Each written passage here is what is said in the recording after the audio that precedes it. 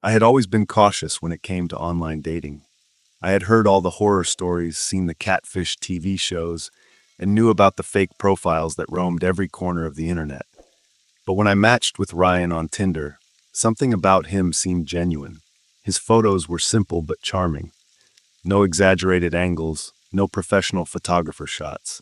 He looked like someone I could meet in real life, someone normal. Our conversations over the next few weeks were easy. We talked about our favorite books, movies, and shared little quirks about ourselves.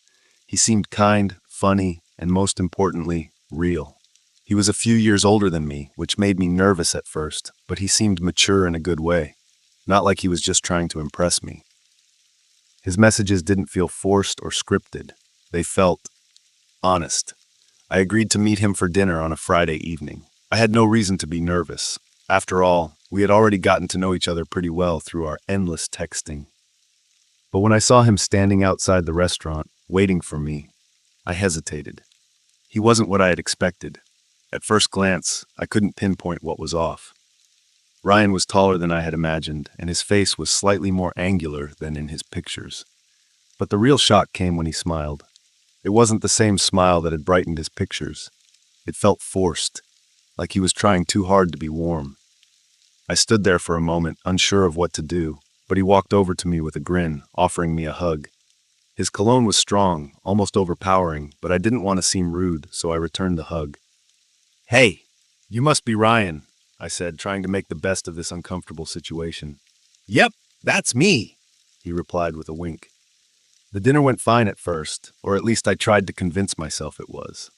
We talked about our lives, our favorite foods, and even debated the best pizza place in the city. But there was always something strange about the way he spoke, the way he looked at me. It didn't quite match the Ryan I had been talking to online. His stories didn't add up. He claimed to work in a tech startup, but when I asked about his current project, he gave me vague, generic answers. His opinions about music and movies didn't quite match the preferences he had shared with me through text. For some reason, I couldn't shake the feeling that this wasn't the Ryan I had been chatting with for weeks. After dinner, we took a walk through the nearby park, and I couldn't stop myself from probing further. "Ryan, can I ask you something?" I said hesitantly. "I know we've been talking for a while now, and I feel like I know you pretty well, but is something off tonight? I don't know. You don't seem like the guy I've been texting with." He chuckled, but there was something forced about it. "Of course, I'm the same guy. What are you talking about?" he said, brushing it off casually. His eyes, they didn't match the warmth I remembered. There was something cold in them now, something calculating. We walked in silence for a while, and I started to feel like I was losing control of the situation. The night had gone from being fun and exciting to downright uncomfortable. I told myself I was just overthinking things, that I had set unrealistic expectations based on online interactions. But as we walked past a streetlight, I noticed something that stopped me dead in my tracks. His reflection in the glass of the storefront we were passing didn't match his face. His jawline was sharper, and his expression was completely different. For a split second, I thought I was imagining things, but the feeling of dread flooded my chest. I quickly looked away, hoping it was nothing.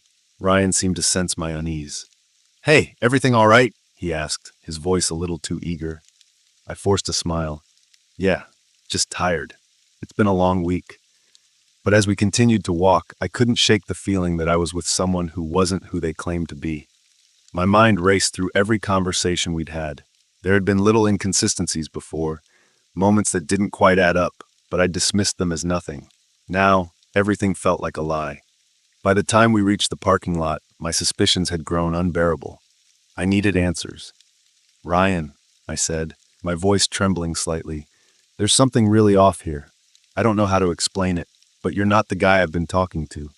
What's going on?" His face twitched, and for the first time all night, I saw a flash of anger in his eyes, quickly masked by a smile. "I think you've had too much wine, to be honest," he said, laughing it off, but there was a hint of threat in his tone. "I'm just the guy you've been talking to, all right? Let's not make this weird." He took a step closer to me, and the hairs on the back of my neck stood up. Something in his demeanor had shifted completely. This wasn't the same person I had been texting for weeks. This wasn't Ryan. I don't think so, I whispered, my breath catching in my throat. Who are you really? Before he could respond, I spun on my heel and started walking quickly back toward the restaurant, hoping to get inside and away from him. I didn't look back, but I could feel his presence behind me, just a few steps away. I picked up my pace, my heart pounding in my chest. But then I heard it, footsteps matching my every move. My stomach dropped. He was following me. I reached the door to the restaurant, only to find it locked. Panic set in. I turned to look for an escape, but there was nowhere to go. My phone was in my bag, but I couldn't risk taking my eyes off him long enough to grab it. Listen, I said, turning to face him, trying to mask the fear in my voice.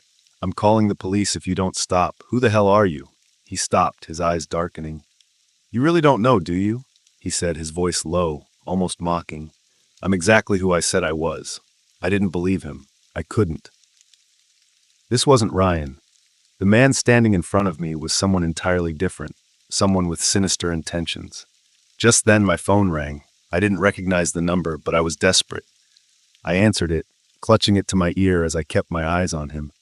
Is this Emma? A voice on the other end asked, and I instantly recognized it. This is Ryan.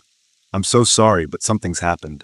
I don't know how to explain it, but I've been looking for you. He's not who he says he is. I froze. The man in front of me smiled a twisted, knowing smile, and I realized then that I had been duped. The person I had been texting with, the real Ryan, was nowhere near me. Instead, I had been talking to a man who had been impersonating him all along, with the sole purpose of luring me in. The real Ryan had been trying to reach me, trying to warn me, but it was already too late. The imposter stepped closer to me, his voice now a rasp. You'll never be able to get away from me, Emma, he whispered. And with that, I knew my nightmare was just beginning.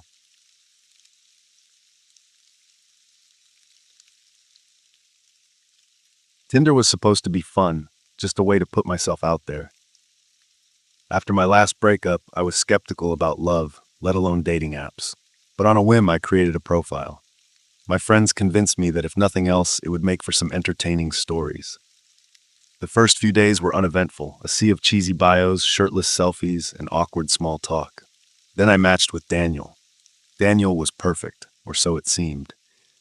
His photos showed him hiking, laughing with friends, even holding a dog, a golden retriever named Charlie, as his bio mentioned. He had a disarmingly warm smile, the kind that made you feel safe. His first message wasn't a lame pickup line, but a thoughtful question about my favorite book, The Night Circus. We talked for hours that night, and for days after. He was funny, intelligent, and attentive, asking about my day and sharing snippets of his life. He worked in tech, traveled often, and loved his dog. Everything about him screamed genuine. So when he asked to meet in person after a week, I said yes. We chose a cozy coffee shop downtown, a place that felt safe. When I walked in, Daniel was already there, sitting by the window. He looked even better in person, his charm radiating effortlessly. Our conversation flowed just like it had online. He told me about his travels, his job, and how he'd rescued Charlie from a shelter. I found myself captivated, lowering my guard for the first time in months. As he walked me to my car, he hesitated, then said, I had a great time tonight. I'd love to see you again. I smiled. Me too. Over the next week, Daniel and I texted constantly. He seemed perfect, but little things started to nag at me. He was oddly evasive about certain questions, like where he grew up or why he never posted on social media. Then there was the photo issue. During our second date, I jokingly tried to snap a selfie of us, but he quickly waved it off. I hate pictures, he said, smiling, but the way he avoided the camera felt unnatural. The final straw came during our fourth date. I asked about Charlie, his beloved golden retriever. He's staying with a friend, Daniel said, his voice a little too casual. I've been traveling too much lately. Something about the way he said it felt rehearsed.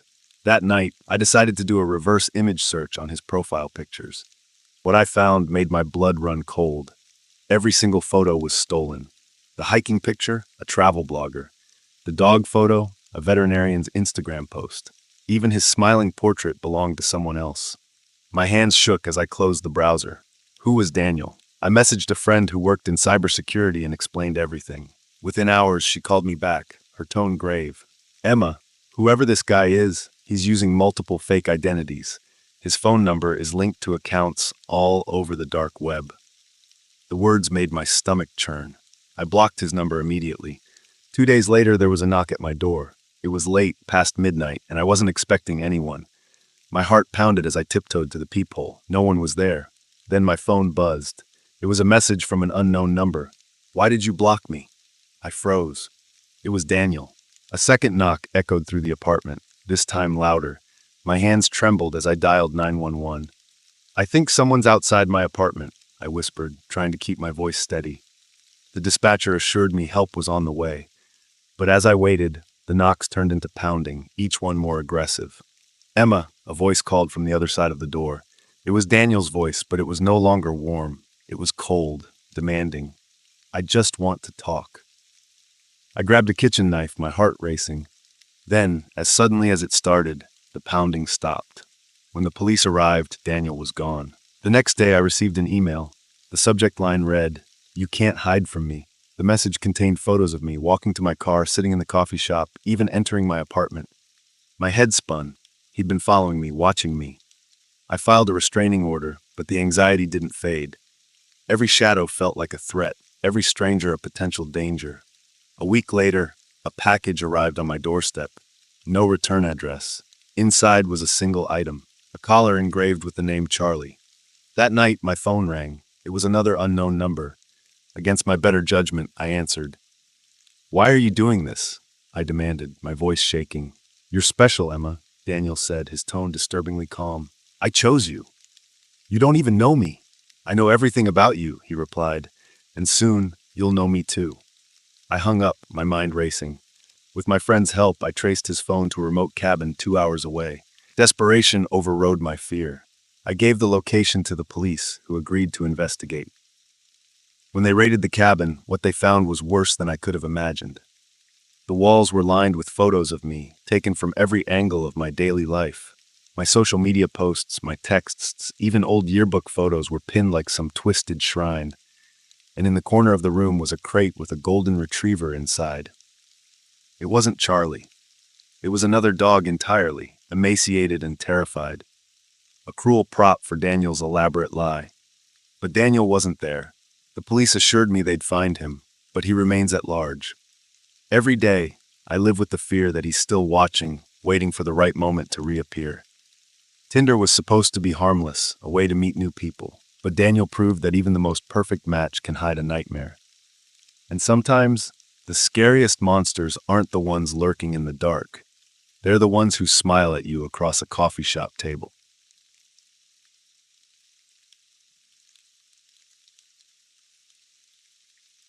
I had always been skeptical about online dating. My friends swore by it, claiming they had met the one on dating apps. But to me, it seemed shallow. Too many people pretending to be something they weren't. Too many fake smiles and polished photos. But after months of hearing about their success stories and the convenience of swiping left or right, I finally caved. If anything, I thought it would be good for a few fun conversations and maybe a date or two. What could go wrong? My profile was simple.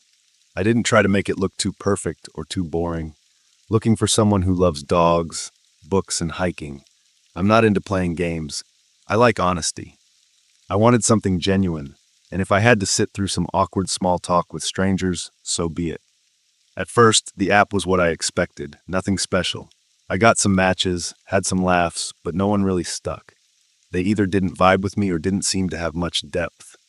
But then, one night, I received a match that changed everything. His name was Cole. His profile didn't have much on it, just a few pictures of mountain views, dense forests, and a solitary campfire. There was one of him standing next to a rickety old cabin, wearing a wide-brimmed hat that shielded most of his face. His bio was even more cryptic. Off the grid, don't need much to survive, just peace. I couldn't say why, but something about his simplicity intrigued me. I'd had enough of fake smiles and filtered selfies. So I swiped right. Almost immediately he messaged me. No greetings, no awkward introductions, just, let's talk. I don't have much time for games. I figured it was worth a shot. I was tired of the usual small talk anyway. We dove straight into conversation. We talked about everything: books we'd read, our favorite hikes, childhood memories, and our shared love of solitude. He didn't seem like the typical guy on the app. No forced compliments or attempts to impress me. Just two people having a conversation. Over the next few days, our messages became longer. He opened up a little more. He told me he lived in a remote cabin in the woods, far away from the city.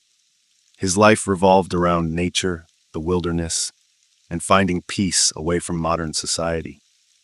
There was something calming about his words, something that made me long for the quiet he described. I could tell that he wasn't like the others I'd met on the app.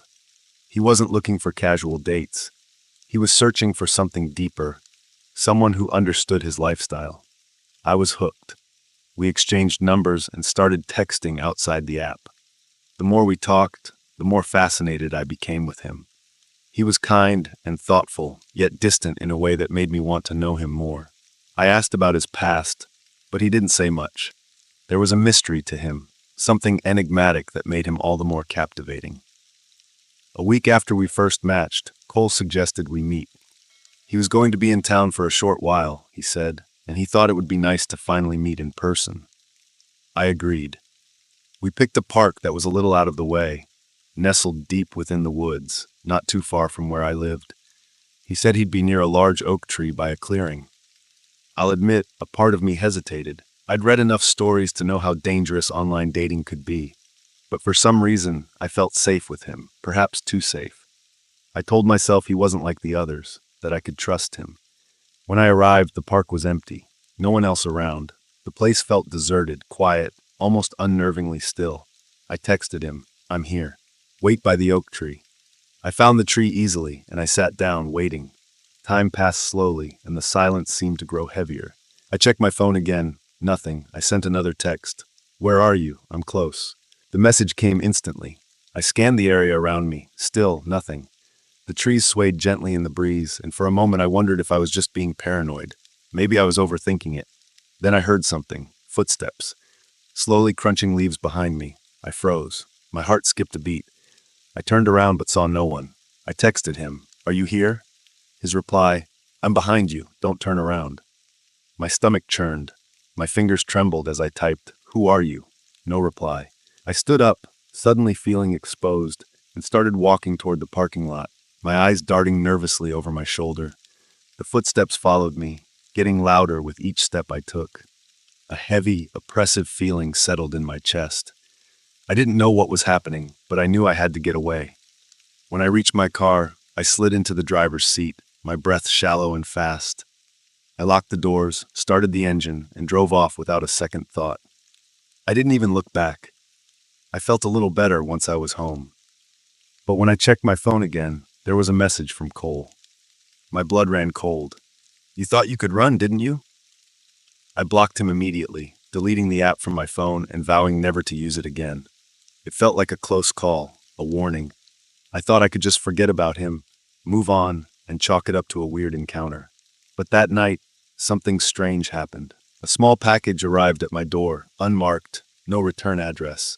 My heart pounded as I ripped it open. Inside, there was a weathered piece of paper with a simple note: "You shouldn't have swiped right." I felt a chill go down my spine. How did he get my address? I had never given it to him. I tried to move on, put it out of my mind, but then it started. Small, unsettling things. I started seeing his face in crowds, hearing his voice on the phone when it wasn't him. Every time I passed a secluded area in the woods, I felt watched.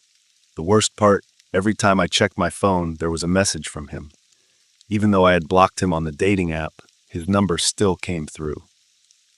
Days later, I discovered something terrifying.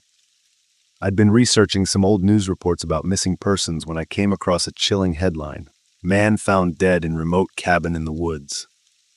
The article included a description of Cole's cabin, the one he'd told me about, but the image that accompanied it was wrong.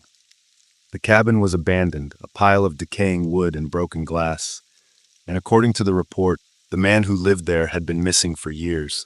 No one had seen him in over a decade. I felt the blood drain from my face as the realization hit me like a freight train. The man I had been talking to wasn't Cole. It wasn't anyone I had matched with at all. It was someone else entirely, someone who had been watching me, waiting for me to reach out just to see if I would take the bait, and now I couldn't escape. Every time I checked my phone, I saw new messages from him. He had never truly been off the grid to begin with. His name wasn't even Cole. It was something else entirely. I tried to erase everything, change my number, move, but it was too late. His reach was already too deep, and I knew that no matter where I went, I would never be truly free of him. He was out there, watching, waiting,